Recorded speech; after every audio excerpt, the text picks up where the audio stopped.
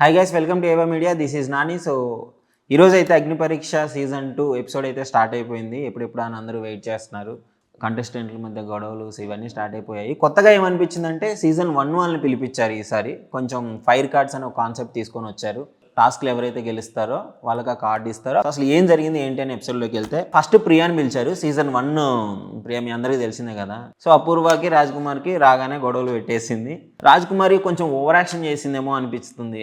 అపూర్వ అనేది అపూర్వ స్టార్టింగ్ నుంచి పాపం టాస్క్లు ఆడి తను ఈ స్టేజ్కి వచ్చింది. పిచ్చిపడేసింది అపూర్వ.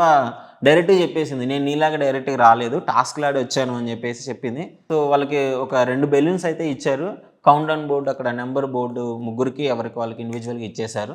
సో అందులో ఉన్న కౌంట్ స్టార్ట్ చేసుకొని ఏ నెంబర్ అయితే పిక్ చేసుకుంటారో అన్నిసార్లు బెలూన్లో ఎయిర్ నింపాలన్నమాట. సో బెలూన్ పగిలిపోతే ఎలిమినేట్ అయిపోయినట్టే, స్కిప్ అయిపోయినట్టే. ఓకే, ఇందులో రాజ్ కుమారి విన్ అయింది.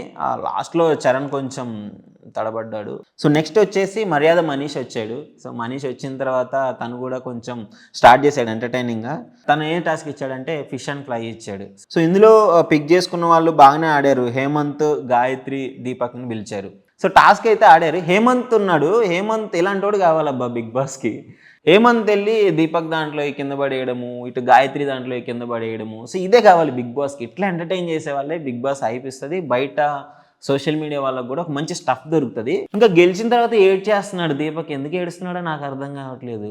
మొన్న మీసాలు తీసుకున్నప్పుడు ఆడిషన్లో అంతే ఏడ్చాడు, గడ్డం తీసుకున్నప్పుడు ఏడుస్తున్నాడు. ఇట్లా ప్రతిదానికి అబ్బాయిలు ఏడవకూడదు. కార్డు నెక్స్ట్ ఫైర్ కార్డు ఏంటంటే స్కిప్ ద రౌండ్ అనమాట. సో బెటర్, అది కూడా చాలా బాగా యూజ్ అవుతుంది. ఇక నెక్స్ట్ మన Kalyan Padala Bigg Boss season 9 winner వచ్చాడు. సో డెఫినెట్లీ వాళ్ళకి ఒక కాన్ఫిడెన్స్ ఇచ్చినట్లు అవుద్ది వీళ్ళని తీసుకురావడము. కళ్యాణ్ పడాల చాలామందికి ఇన్స్పిరేషన్. ఎవరేమనుకున్నా సోషల్ మీడియాలో కానీ చాలామందికి ఇన్స్పిరేషన్ అనమాట.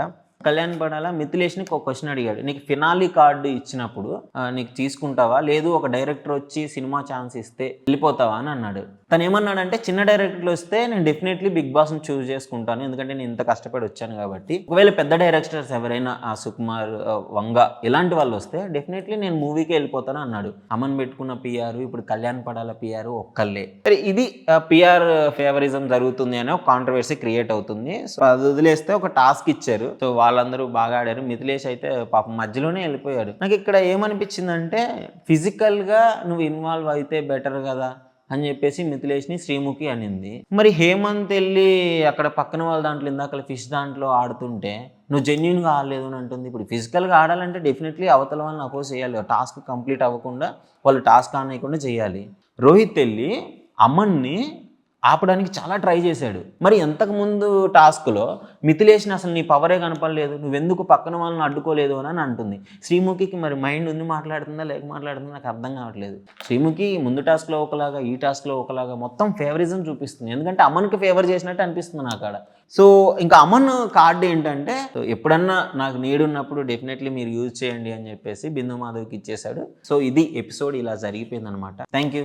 మీ ఒపీనియన్ ఏంటి డెఫినెట్లీ కామెంట్లో పెట్టండి. ఈసారి సీజన్ ఈ 10లో ఎవరు గెలుస్తారు అనుకుంటున్నారో డెఫినెట్లీ చెప్పండి.